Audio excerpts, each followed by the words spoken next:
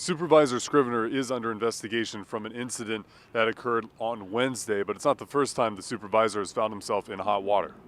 Serious allegations surround Supervisor Zach Scrivener after an incident that saw him receive urgent medical attention at his Tehachapi residence on Wednesday. Scrivener is alleged to have sexually assaulted one of his children before being stabbed by another. The physical altercation occurred over allegations Zach had sexually assaulted one of his children. We have a reasonable basis to believe and conclude that that allegation is absolutely not reliable. Whether or not these allegations of Scrivener are true, what cannot be denied is a felony arrest in Santa Barbara that occurred when the supervisor was 23 years old. Scrivener was arrested for selling marijuana. This legal trouble came to light as Scrivener became a candidate for county supervisor in 2010. He addressed his past on a more than decade-old interview with KNZR. I was a dumb kid, and this is something that I thought that I was only going to have to deal with one time in my life. On Wednesday, psychedelic mushrooms were found at Scrivener's residence. When pressed by the radio host if Scrivener had ever done drugs, he had said this. It's not productive for me, I don't think, to go through the laundry list of everything I did in my life that I'm not proud of. Scrivener's aunt is Kern County District Attorney Cynthia Zimmer, who allegedly tipped off Kern County Sheriff Donnie Youngblood of Scrivener's potentially unstable condition. Given the family ties, Zimmer's office would not be prosecuting a case if charges were to be filed against Scrivener. Youngblood explaining such about the investigation at Thursday's press conference. We're looking at Tulare County, we usually reach out to them. We've been in contact with the Attorney General to see if they want to do it, and we're expecting an answer back as we sit here. This is a street corner many kids at Roosevelt Elementary School use to get back home after a long day at class. And there was a boy who was following the rules of the road at this intersection, but instead of making his way across the street, his life was tragically taken away. Oh, he was a really good boy. He was so sweet. Always just smiling and making Bella laugh, my baby. Isabel Figueroa's daughter, Bella, used to walk to school with an 8-year-old boy who died from his injuries after a Wednesday car crash. The boy's identity unreleased as of Friday afternoon, but Figueroa wants to let us know about the great boy he was. She watched Wednesday, Monday, and Tuesday. Sorry. No, it's Could have been my baby.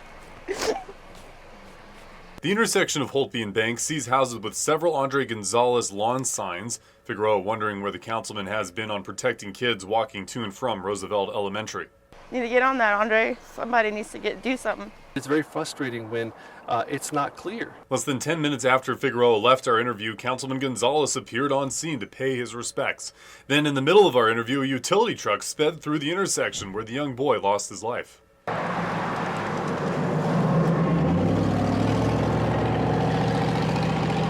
I mean, that's an example. People drive too damn fast in this neighborhood. And people drive too fast in our neighborhood streets. This is the intersection where the crash happened. It's just 2 blocks from Roosevelt Elementary School. And I want to take you to the middle of this street. You can see these visible tire tread marks where neighbors say people blow past this stop sign and speed on this street. My concern chiefly is about providing safety for our community. But parents we have spoke with said they have been speaking out about the dangerous intersection for some time. This could have been avoided, for sure. A Roosevelt Elementary mother who wished to remain anonymous said she only lives 2 blocks away from the school and does not let her son walk to class, electing to drive the boy instead. She says the school district, who is responsible for placing crossing guards at local schools, should be well aware of her concerns about the intersection. The thing is that I've been calling the school district. My son's been at the school since he was in kindergarten. He's now in 3rd grade. And I've been calling to let them know that it's a concern. Across the street, a Roosevelt father has similar concerns and is most concerned about cars blowing through stop signs. It would be nice to have a 4-way stop and crossing guards and even occasional police presence, because just as we were standing here, a car just blew the stop sign. Eyewitness News captured several vehicles rolling through stops in the school zone. While these vehicles did not hear complaints from Roosevelt parents, they most certainly would from Figueroa. If I walk my daughter home, I'm like, hey, I'll damn parent. I'll tell a person, slow down, and I'm constantly having to do that here. The parents are all looking for the same solution, a crossing guard and some more safety at the intersection of Holtby and Bank. Reporting in Bakersfield, Will Silverstein, Eyewitness News. On Thursday afternoon, KCSO came out to Lamont to investigate the death of a young Lamont student. Eyewitness News is now here collecting accounts from the streets. Early in the morning, I had seen several kids walking down to one of the mobile home parks. This neighbor we spoke with is used to seeing these kids walking down Gregory Avenue in Lamont. After some time passed after seeing them in the morning, she noticed one less kid returning back up her street from the scene of the shooting. I happened to go outside, start watering my plants, and I started seeing a couple of them running back down, and I heard one of them saying something about, "I got shot." The neighbor notices a hierarchy among the boys she sees on the block based on age and size. The victim is believed to be one of the younger members of the group. One of the little ones, he must have been like 12. I asked him, like, what's going on? Did somebody get shot? And he's like, yeah, he's real bloody, and I think he's dead. The suspect, also a minor, has been charged with second-degree murder. They are now booked at Juvenile Hall. Meanwhile, the coroner says the 12-year-old boy's name was Tristan Aguilar Rodriguez. He's believed to be a student at Lamont Elementary School District. The district is home to 3 elementary schools and Mountain View Middle School. Eyewitness News reached out to the Lamont Elementary School District for an interview. They declined that interview but gave us a statement instead, reading in part, "Our hearts go out to the affected family during this difficult time, and we are here to support our entire LESD community." It's just a sad situation that a 12-year-old, this would happen to a 12-year-old. Eyewitness News is continuing to stay in contact with the Kern County Sheriff's Office as they continue their investigation into the passing of this young student. Reporting in Lamont, Will Silverstein, Eyewitness News. Well, Michael, Tristan Aguilar's father, who requested to be nameless, told us he thinks the world of his son that he lost to gun violence. He loved his brothers and sisters. He loved his mom too. He loved me. Eyewitness News speaking Tuesday with the father of slain 12-year-old Tristan Aguilar. The Mountain View Elementary student died in Lamont after a group of boys were reported running from a neighborhood in the southeast part of town. Aguilar was found dead from a gunshot wound. On Friday, KCSO announced the teenager was booked into Juvenile Hall and charged with second-degree murder in Aguilar's death. He was an outgoing kid. He was fun. He liked to do a lot of stuff, wild things, fun stuff. Tristan's father spoke about some of his favorite things to do with his now slain son, some of which included football games and family gatherings. He loved going out. We loved going out together as a family, as a group. Aguilar, a big-time football fan, loved his NFL teams. He was a Raiders fan. He also liked the Seattle Seahawks too. Tristan's parents are separated, and Aguilar leaves behind 9 brothers and sisters through his mom and stepmom. His dad wondering how his son's death could have been avoided. I just feel like this was a tragic accident. We tried doing everything we can to take care of him and keep him out of trouble. A person who lives on the street where Aguilar died noted that Aguilar would hang out with a group of boys aged between what they believed to be 12 and 15 years old. Aguilar's father says he did not want him associating with some people in Lamont. He was always in the streets. I heard from different people, and I just try to keep him out. Saddened by his loss, Tristan's dad wants parents to spend more time with their kids and educate them about the consequences of using guns without knowledge of how to prevent their deadly consequences. They should be more aware of their children, and be more aware of what's going on, and in your kid's life. Just a little bit more guidance, a little bit more structure. Life's not a video game. Stuff changes dramatically. The focus for Aguilar's father now shifting to what is ahead, both in the courtroom and in moving forward without his son.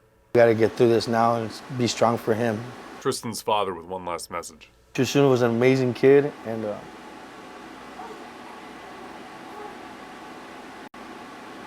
he's just an amazing kid. He was an amazing son. I loved him with all my heart.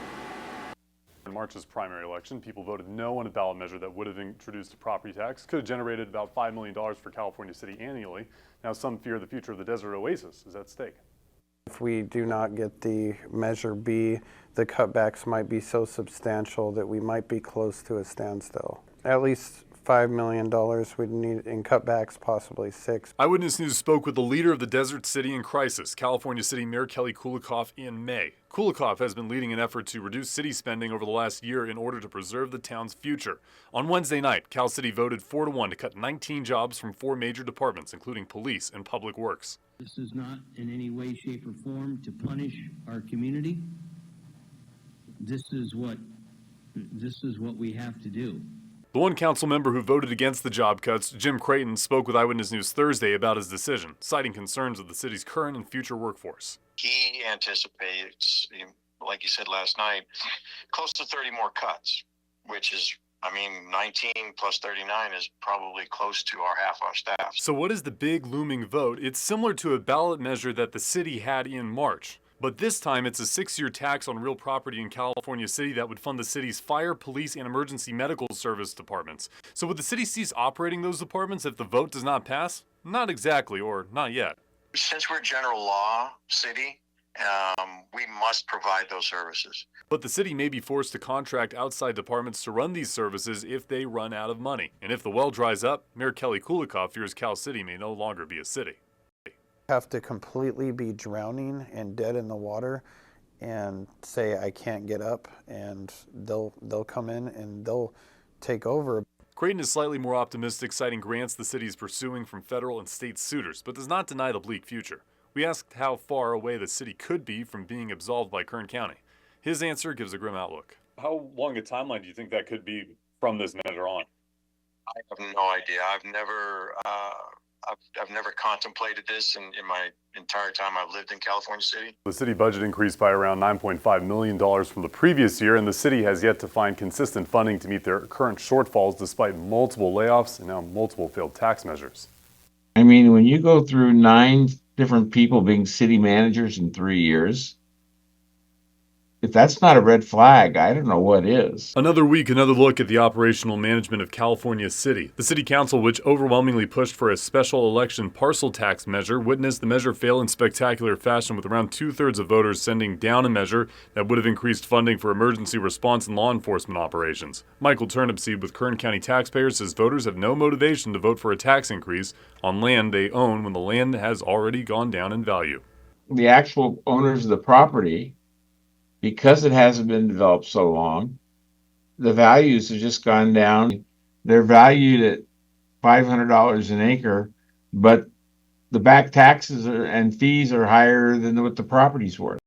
We do need to look at every possible way we can without slowing down the city to move us forward from this point. California City Mayor Kelly Kulikov spoke with Eyewitness News after Tuesday's results trickled in, the mayor looking ahead and previewing future tax measures with the city council. It's kind of difficult right now.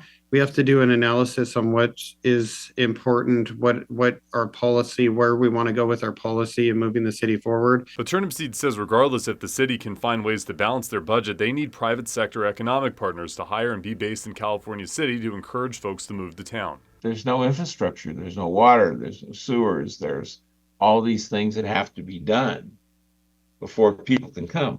If the budget does not get balanced and people do not come, Kulikov warned Eyewitness News in May that the city may cease to be a city and be taken over by Kern County.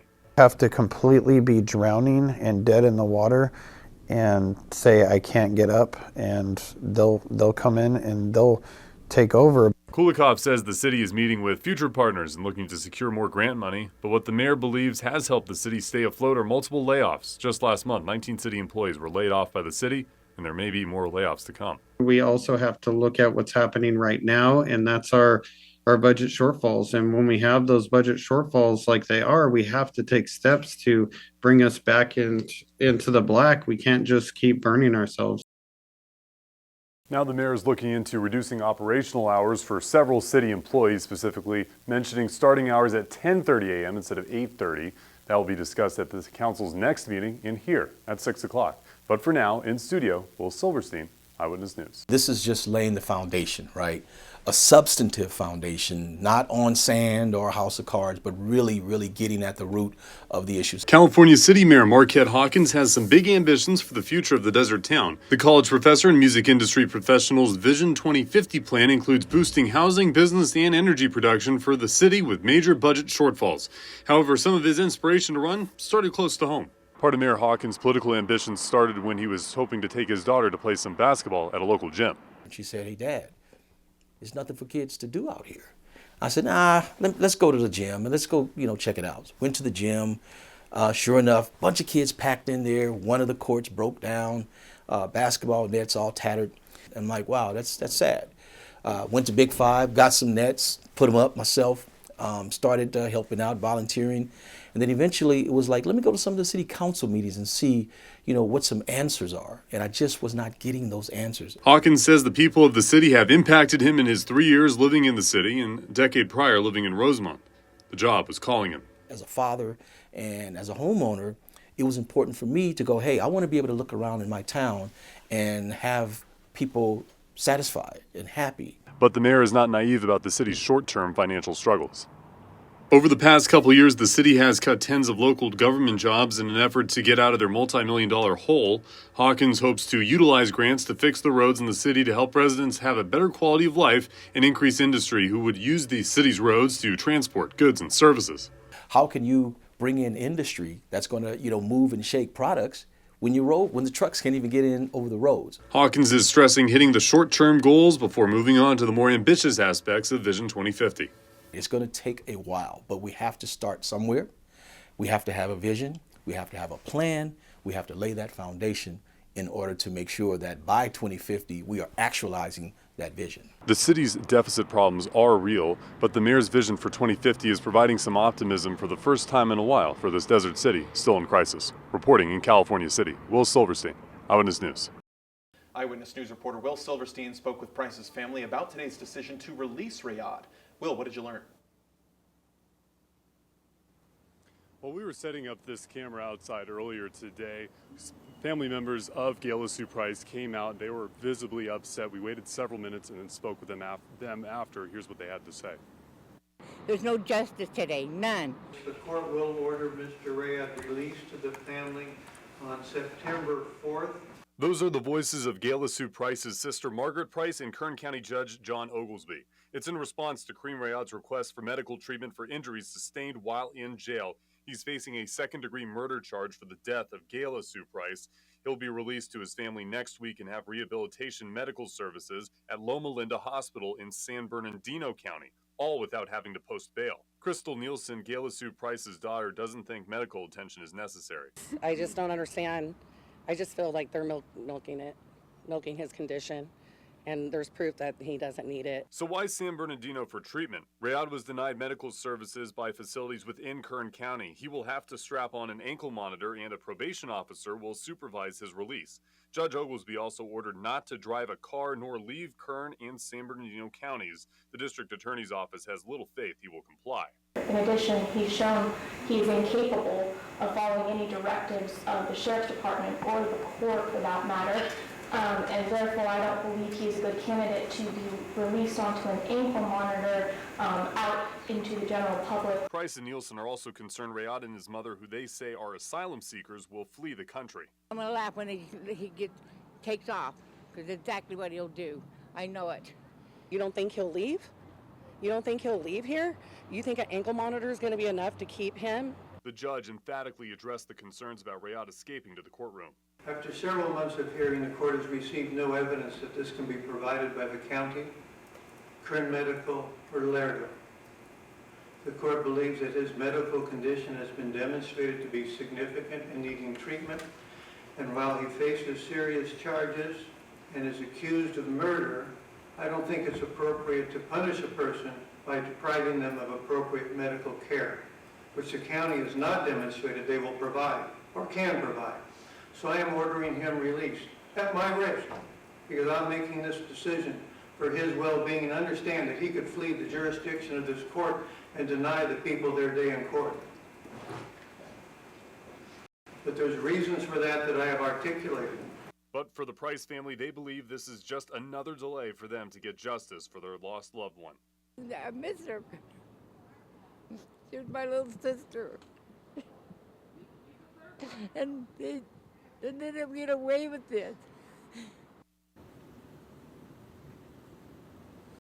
And Michael Rochelle, even if Rayad gets a clean bill of health on that date, he still has a trial date a month later, hearing date a month later.